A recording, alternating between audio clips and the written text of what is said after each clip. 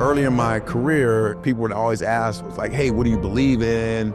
I was like, yeah, people can believe in a lot of stuff, but what do you trust in as a player? I trust in my preparation, physically and mentally. I trust in my tools. You gotta have the proper tools for the job. I don't care what job it is. You can be a plumber, you could be a hooper, you need the proper tools to handle the job, right? And then your attitude. All those things you can control. The more things you control, the more successful you're gonna be.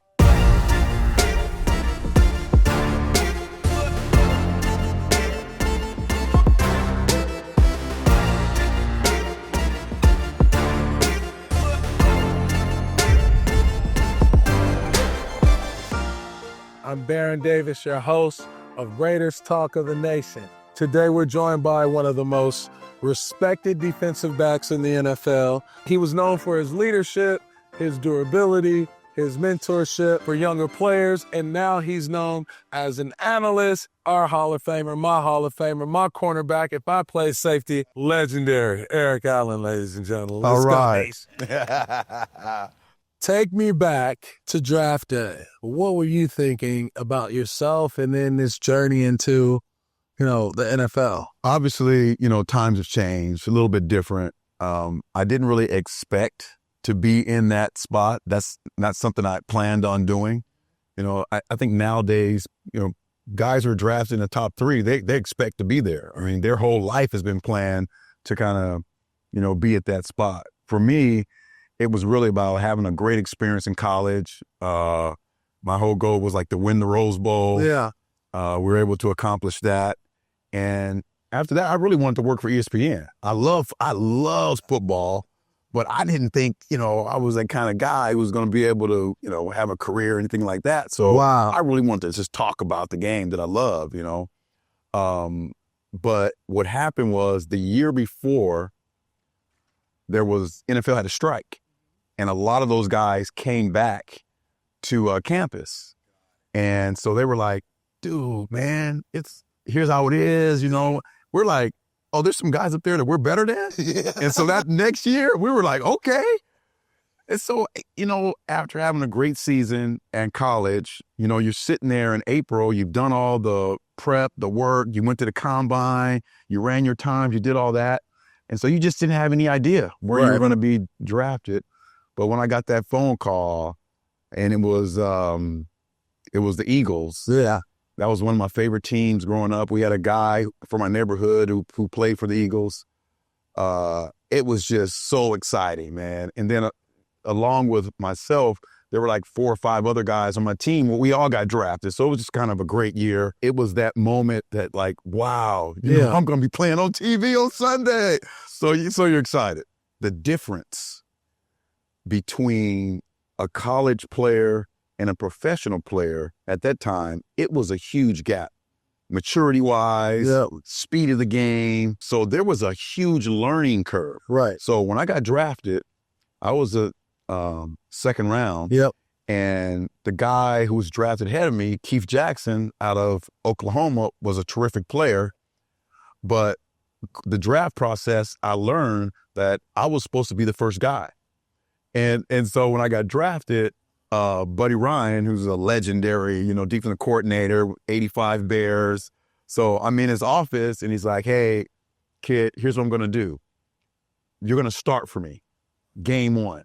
But in order to do that, you have to come back here. After the draft process, you go to the city, you have an interview, you have a mini camp, but usually the rookies go back to school. Yeah. And then the veterans come in. He says, I want you to start, but you're going to have to come back here and stay back here for the rest of the, off season. Yeah, the summer. So, I talked to my agent. I was like, here's what, they're saying. If I could start, that is really getting my career started off on the right foot. So I withdrew from school, went back, and I'm in the locker room practicing every day with Reggie White. Wow. Jerome Brown. Wow. Clyde Simmons, Seth Joyner, Randall Cunningham, all those amazing players. And so my learning curve was like straight up out the roof, man. Yeah. And I learned so much in those couple months being back there. And I thought that was pivotal of me taking that big leap, in the middle of my first year opposed to year 2 or 3. Yeah, I love that. And then speaking about defensive coordinators and, defensive players, Willie Brown. Yeah. Impact of having, this marriage and being coached up by Willie Brown. Tell me about him, what was that like being in that film room? Yeah, because, I mean, we're talking about the history of the position. He's on the Mount Rushmore. That was iconic pictures of him playing bump and run. And, he's 6'2", 6'3", just a strong guy, kind of revolutionized the way we play cornerback. Yeah. Runs to the left, throws on the move, batted up the air. Willie Brown still fighting for an interception. He's got it at the 30 and goes out of bounds on the 26-yard line. I remember flying in 98 for my initial meeting to come to Oakland. Yeah. And I was doing it as a favor. Many people don't know because I was with the Saints the year before. Yeah. We were not very good. I wanted to end my career playing in meaningful games. Yes. We had beat the Raiders the year before. So I was like, what? I don't know. So, my agent, he, convinced me to take the trip out and talk to everybody because everybody was new. I fly in, get to the airport. Who picks me up? Willie Brown picks me up. Wow. And it's not like, hey, man, we're glad to have you. He's like, oh, you're playing here. Oh, you're playing here. I mean, I don't know. They send I out don't a know the Willie rest Brown. of the trips you got. You better cancel. So he knew my stats. He's like, okay, you got about 40 or so interceptions. I got 54. So I'm just letting you know, if you come here, maybe you get close to me, So it was just right away, it was a great bond with him. We had just great conversations about the position, about what it meant to be a Raider. He also kind of alluded to, you're not the first guy that has been a really good player that has come here and really blossomed. Mike Haynes, who I love, came from New England and came to the Raiders and had just a really amazing career. And so sitting down with them, they spoke about, hey, man, this could be the icing on the cake. You come here, we're going to draft this kid out of Michigan. Uh-huh. At the time, I didn't know who Charles Woodson was. Drafted, why are you telling me that? I can't care less. This is about me. So they kind of laid the whole program down to me, and went and talked to Gru, and just had a really good relationship and talk with him because he was from Philadelphia. So it just all clicked, And as we were going through the day, we're just talking about teammates who I appreciated playing with. So I fly home, and I still kind of like. It was a great trip, but, I want to be in the playoffs and stuff, So I'm talking to my wife. I get a phone call from a good friend of mine, Anthony Newman. And he played safety with New Orleans with me, but he had been released. He calls me up. He's like, what's up, E? I was like, what's going on, man? He's like, guess where I am? I was like, where you at? He's like, I'm in Oakland. I was like, oh, I just left there. What are you doing there? He's like, they just signed me. I was like, what? He's like, yeah, after the conversation that you had with, Coach Gruden and Coach Willie Shaw, who was a defensive coordinator, who me and Willie are tight, they needed a safety and they signed me. That was it. That was it. No, that was it. That's my guy, that's my dude, man, So I just thought that was so classy for them to have a conversation with me and understand like the kind of teammates that I kind of vibe with, and they would go out and do that. So, I'm not sure if it was the next day or not, but I called and said, hey, man. It's time to go. Yeah, set it up. It's telling you the truth. Yeah. Which you rarely get, right. A lot of times in our sport because everybody is in a selling position, but to be there to sit there to listen to you and to say, okay, we have a great player that we want. Who are some of the great players because it's the team, right? Yeah, it really is. And speak to that. Like now you got Woodson, just that Oakland energy and how that magic just started happening. Like day one. Yeah, and it really is about relationships. And of course, you got to have the players and the competitiveness of all of us. We had a really good secondary room. Of course, Charles came in with this different type of. The first Heisman Trophy winner on defense is on our squad, right? And so he's doing his thing. Practices, a lot of energy in practice, a lot of competitiveness in practice. But we all wanted to kind of establish this new kind of Oakland, because they had gone through some ups and downs. And we thought defensively, we could really kind of put a stamp on what it is to be a Raider in, 1998. Yeah. And that kind of trickled over to everything else. Of course, Tim Brown being, all pro, all Madden type of player, was kind of that guy on offense. The attitude that we had on defense kind of carried over. So the practices was just great tempo. Yeah. And if we knew we could battle against these guys on offense and the offense could kind of have their day against defense, we knew that we're going to be very competitive when we start the regular season. Yeah. Give me a good Charles Woodson rookie story. I mean, he come in with this energy. Oh, right, man. You're a vet. They just recruited you. Yes. You got a vet film room. Right. What is this Heisman Trophy? Cool is all I do. Oh, man. I mean, just so smooth with his. But the meeting times and stuff, he wasn't really up on the meeting times after. So we'd meet, and then on Fridays, I was like, hey, guys, let's do some extra stuff. So we'd be prepared. We'd be nailed down, And so we'd have a little break. And Charles lived close to the facility. And I would say, hey, after practice, everybody get a bite to eat. We'll have like a rookie, pay for pizzas or whatever. We'll come back, and we just have a players-only meeting. The first couple, Charles is nowhere to be found. Nowhere to be found. Just Wood is just gone, right?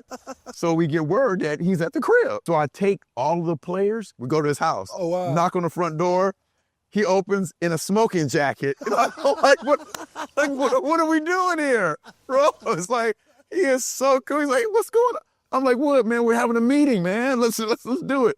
So we start having the meetings at other places. We would go to his house. We would, rent out like a small place in a restaurant to go and just kind of chill. And it became like more of a meeting. It became like a just kind of kick back. It initially started with Wood not coming to the meeting, so we had to go and get that. Yeah, just smoke silk, little brandy and stuff. Have some brandy and stuff, and that's why his products are so good now. Whiskey and Woodson and all that stuff.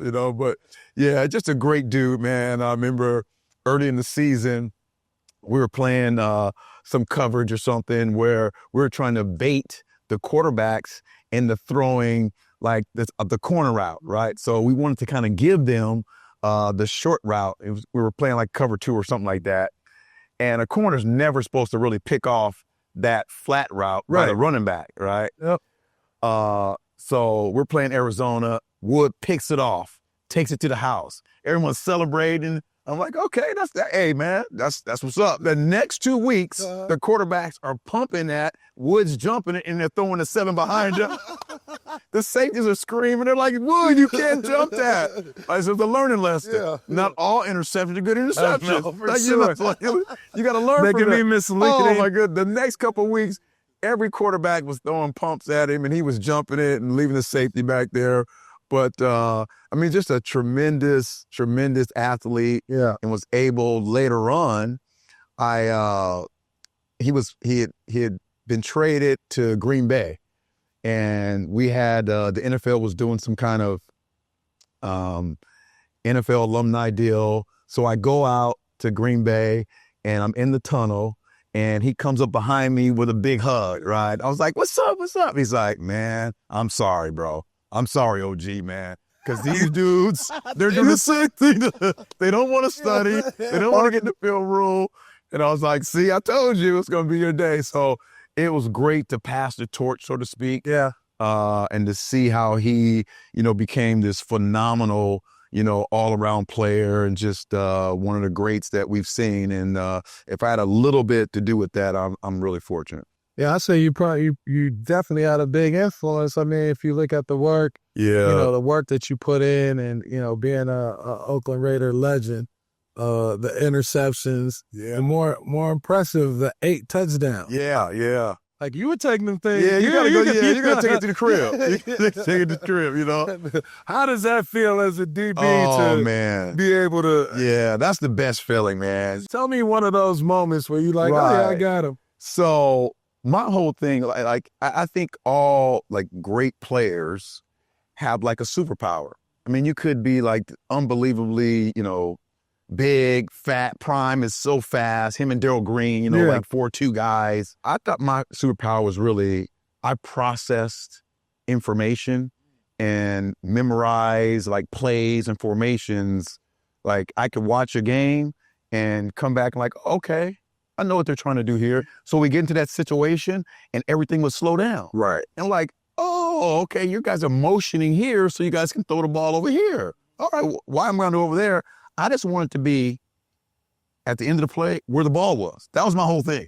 I can care what you're doing at the line of scrimmage, and I just want to be where the ball is. Of course, in high school, I was a receiver too, and always prided myself to have great ball skills, I was I wasn't one of those guys who were just playing corner because I couldn't catch, right? I would process really fast. And when the play is going, when it started to slow down, I'm like, oh yeah, I'm going to get a pick here. And so the first thing was securing the ball.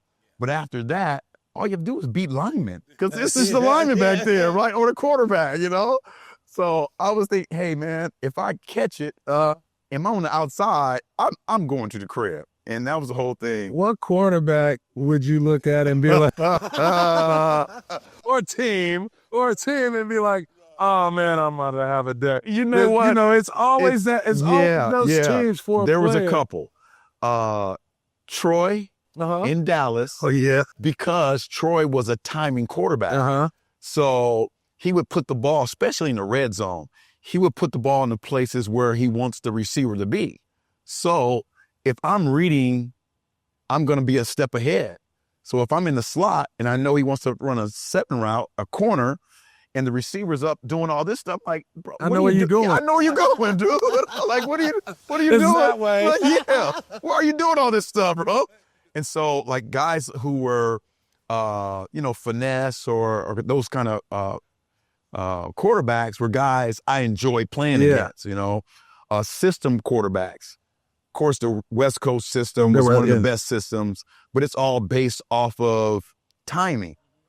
We play Steve Young, and I know the first 15 plays are all scripted. Yeah. All those first 15, there's going to be about 7 of them to Jerry Rice. Yeah. Out of those 7, Jerry loves slant routes early on. That's kind of gets him going. He gets the slant. I don't care if you attack him or not. That kind of gets him going.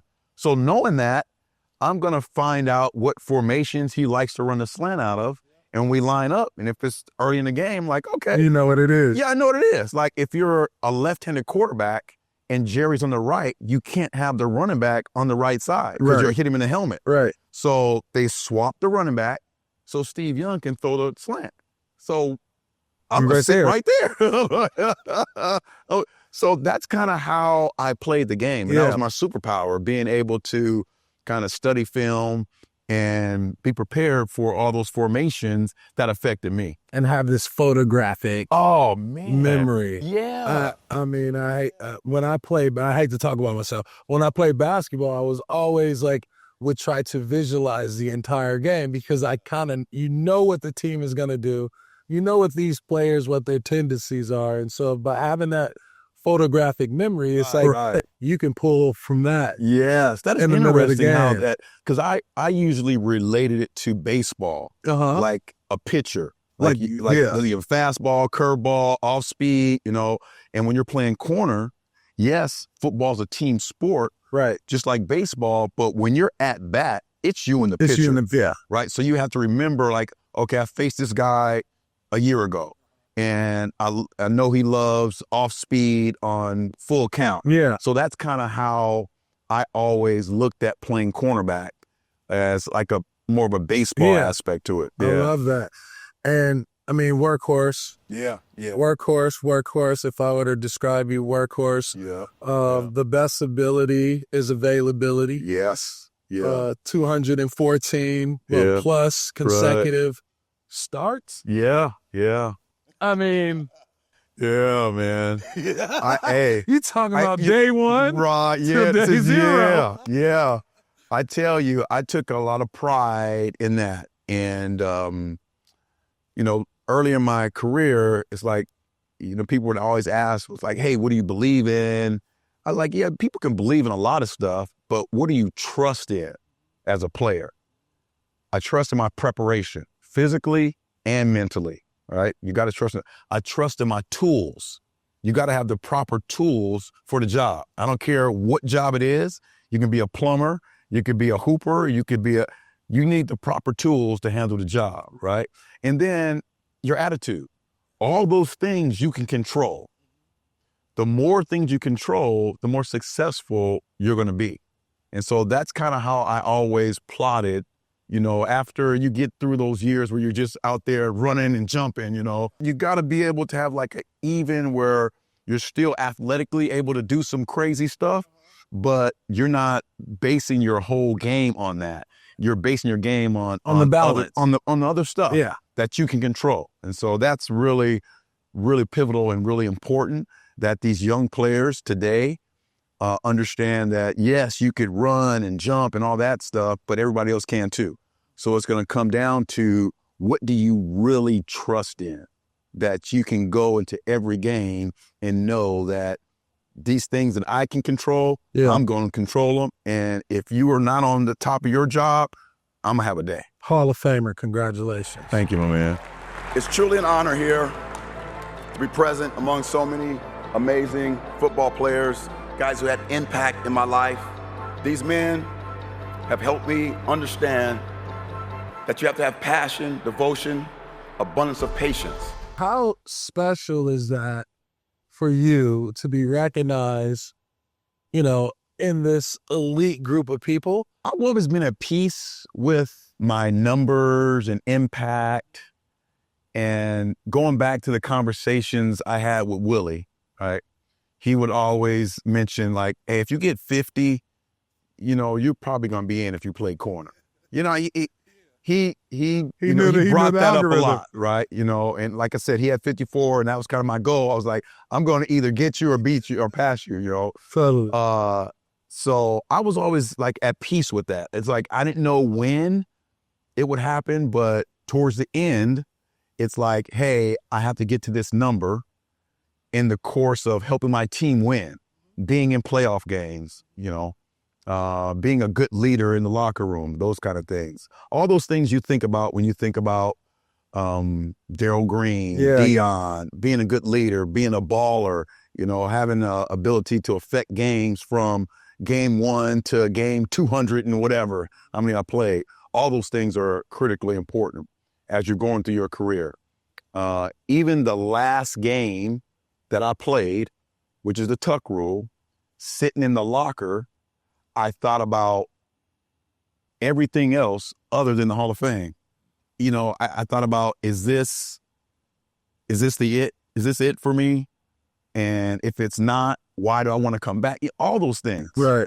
I never once thought about, I need to play another year for the Hall of Fame, or I'm good. Never thought about that. I was always given a piece that, hey man, you had a great impact. You were always one of the best guys. You had a great run where you were the guy.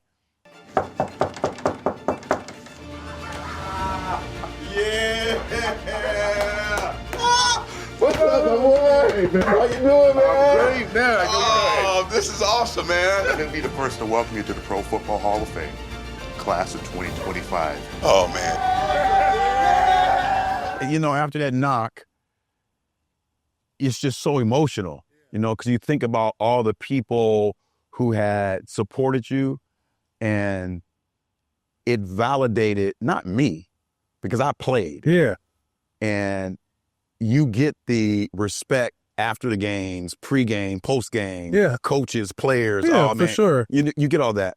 But it validated all those people who were riding with me from day one. Yes. Going back to The journey. Yes. Like the high school coaches who, when they come to the games, they're in talking to Al Davis about, I knew Eric Allen was going to be, from then all the way to the end guys, all those people who validated me are now able to go back and say, I told you so, So that was probably maybe the thing that stuck out more after the knock, that all those people now would be validated, and we'd have a great opportunity to, hopefully I had a great opportunity to share and those guys being a part of the journey. Presenting Eric Allen for enshrinement in the Pro Football Hall of Fame. The Hall of Fame, I mean, talk about family and friends support. It was over 200 people, son. All the people from every aspect of my life was able to kind of be together. Yeah. Right. Every day from like Wednesday until Sunday, there was some kind of event you were doing, a dinner, a luncheon, meeting with kids, coaching, every day there was something, which was cool. And the committee was awesome. But to be able to be at the after party and stand up and have like old coaches there, to my nieces and nephews who were 2 or 3 running around together, and some of them rocking the Raider stuff, some of them rocking Eagle stuff.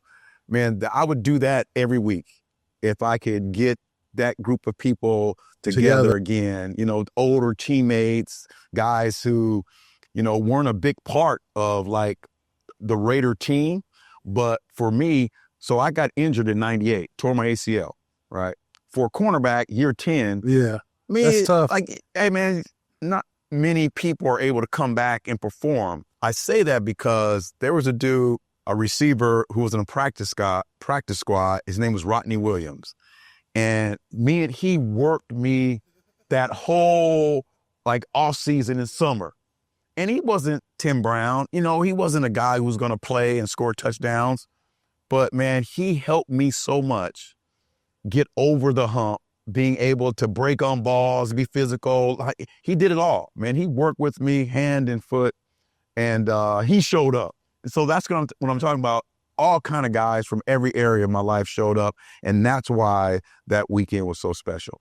I love that, man. I love it. The fact that, your journey, San Diego, Arizona State, to Philly, to New Orleans, to Oakland, the destination, right? And to be able, to finish such a storied career and to finish that journey, right? Right. To complete that story. I know for me, I was raised by my grandma, and, a lot of the lessons and the things that she taught me, I still carry on to today. I know you had a great relationship with your grandma and mom raising you, and like to see you, right, as this Raider at your last game, and to be able to reflect back. Yeah. When you first started playing football. Right. Speak a little bit to like the cycle of the journey, and like it's your story, but it, like you said, everybody has. Oh man, there's more than 200 stories that make up your book of life. Right. So there's 370 or 382, I think, Hall of Famers. I think maybe 190 still alive, right? So I'm 379, right? And I was talking to people about, out of the millions of people who played football, right? Those millions of players have a similar story about football and their passion. And it all started somewhere, right? With someone encouraging them. Mm-hmm. Not about football specifically, about whatever that young person really was passionate about. It just so happened that mine was football. And my grandmother was just an incredible person as far as being able to always have something positive to say in difficult situations. So I think that football part of it was always something that I can go out and try different things. And even if I wasn't successful, it was always, you know what? Yeah, you didn't do this or that, or you guys lost, but that's just one aspect of your life. And there's other things that you need to always be excited and happy about, particularly when you come home. This is a place where you can try different things, and we're always going to support you. She was just a, great positive person, was always positive. And so she was, she passed way too soon. I was going to the ninth grade, and then my mom stepped up, and so always carrying that positive vibe, about whatever I was doing, and ultimately supporting, those things, always having a ride to wherever I needed to go. Those things were instrumental in me becoming successful, not just in football, but understanding there were other things that I really enjoyed doing. And I always go back to the ESPN thing. No one that I could kind of touch was in that field, talking Right. about, sports being on. I mean, nobody was, but, my mom knew I enjoyed that aspect of it. So, in plays and stuff in elementary school, she would encourage me to, get your lines right, practice your stuff, you want to make sure that things that you can control, that you take care of those things. So the things that you can't control, you'll be able to kind of wing it or, be prepared for it. So I really appreciate her and that ability to look at me as a whole person, not just, hey, he's going to be the ticket. Yeah. It's not about that. Even if you don't make it, you're still going to be successful, Right. Because you're versatile. Yes. And you have passions about many things, just not football. Yeah. So You're driven. that was the foundation and the building blocks of the person that I am. And my older brother, who's 8 years older than me, was the foundation for the sport element and the things you have to do to be great, whether it's high school, Pop Warner, it doesn't matter. The same type of things are important, like the preparation, the workout, the stuff you do when the lights are off, running in the sand, running hills. That's all my brother. And he was 8 years older than me. And dude, I mean, I can't thank him enough for spending that time. And you're from California, right? So in those times in the 70s, the culture was a little different. Yeah, my brother was in a lowrider club. He had a 6'3", had a 6'8", front and back side, side to side, and it was incredible.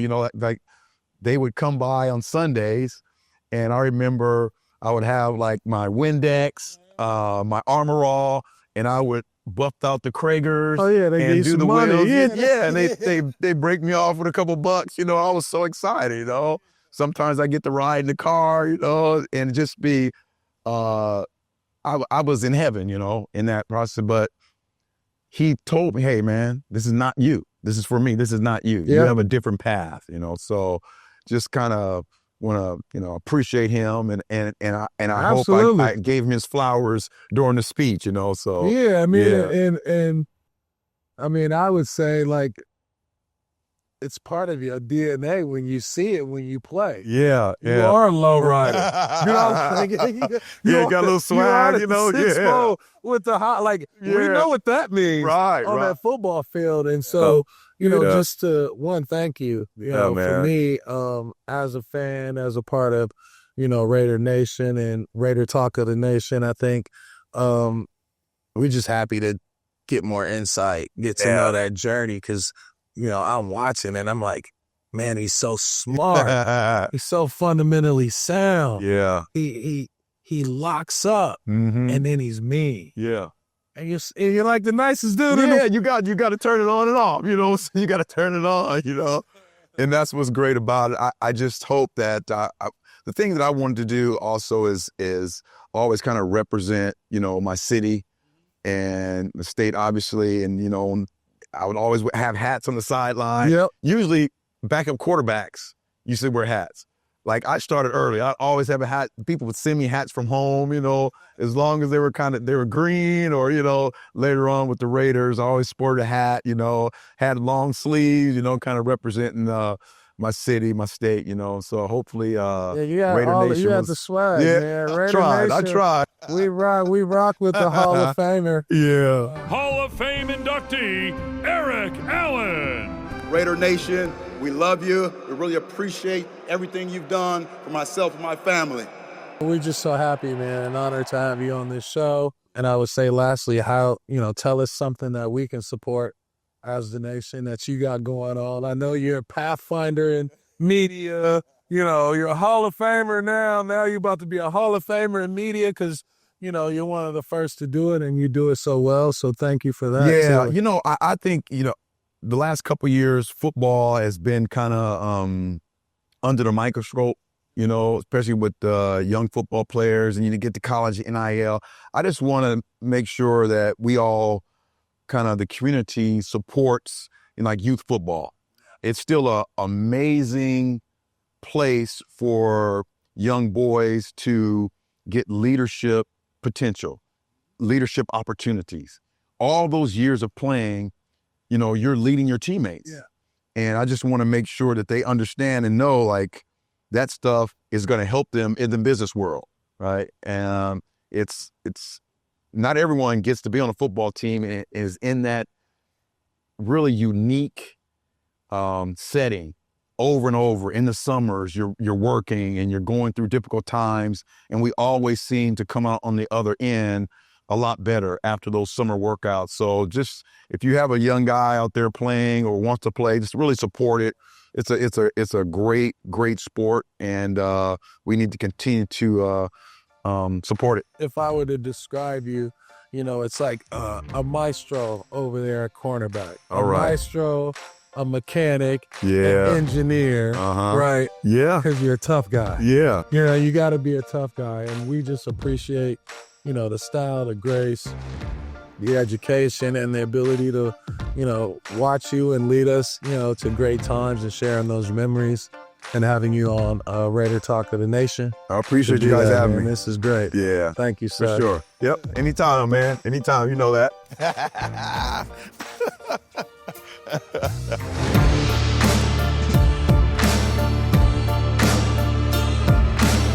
Walking through the shot and stuff. Right. Oh, man, you good?